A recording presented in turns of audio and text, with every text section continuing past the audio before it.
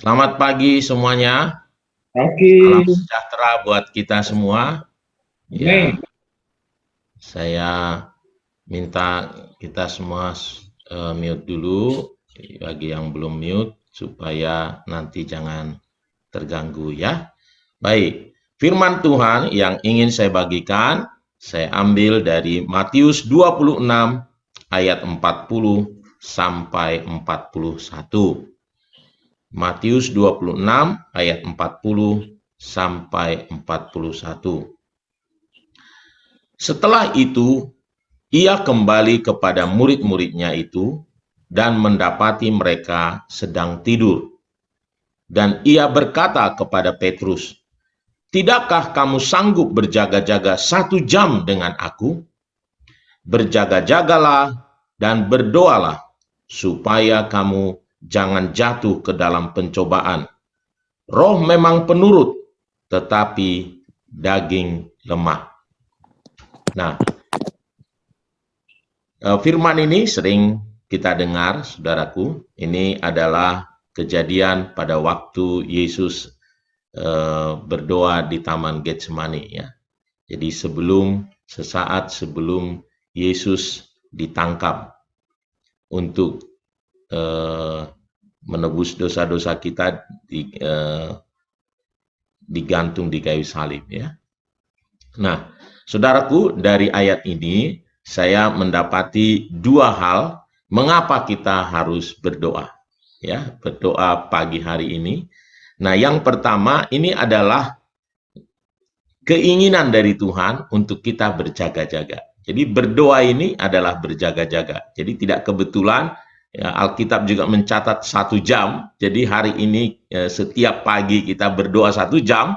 Jadi ini ada dasar firmannya mengapa 1 jam ya. Ya, ini untuk berjaga-jaga. Ya, Tuhan berkata, "Tidakkah kamu sanggup berjaga-jaga 1 jam dengan aku?"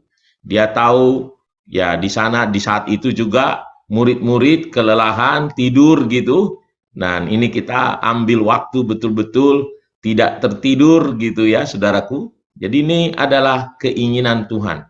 Dan kalau kita berdoa setiap pagi ini adalah tanda kita mengasihi Tuhan.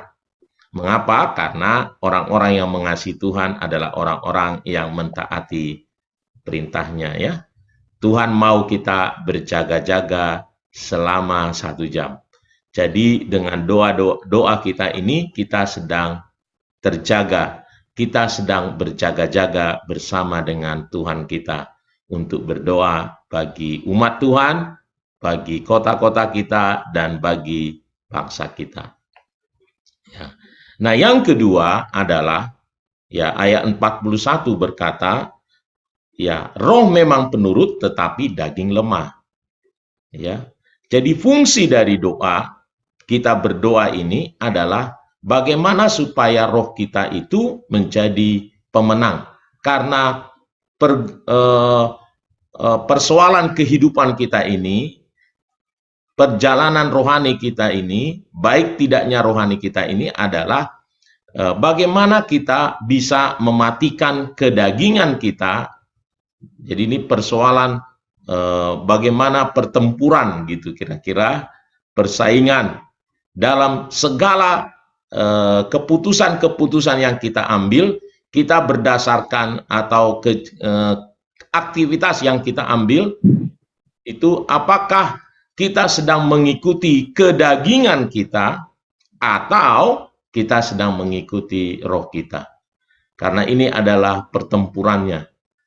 Ya, kalau kita mengikuti roh kita, kita menang. Ya. Kita akan sesuai dengan kehendak Allah.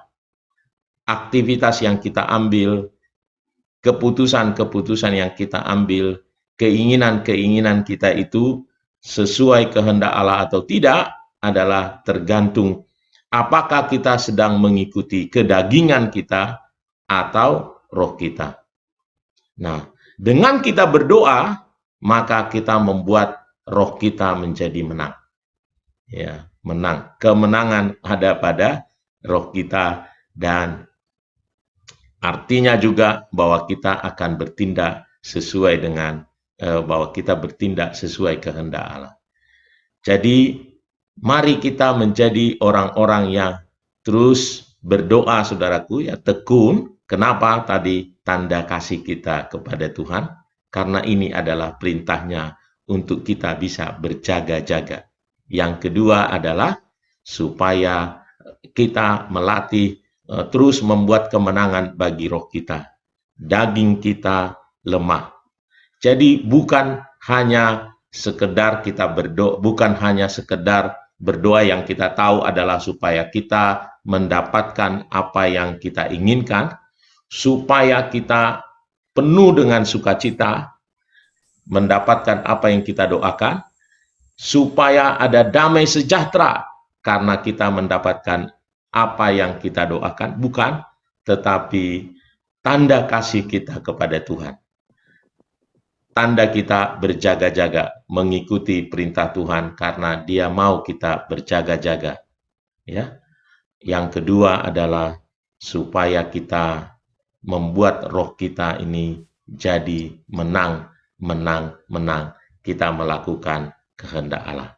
Tuhan memberkati, mari kita berdoa datang kepada Tuhan.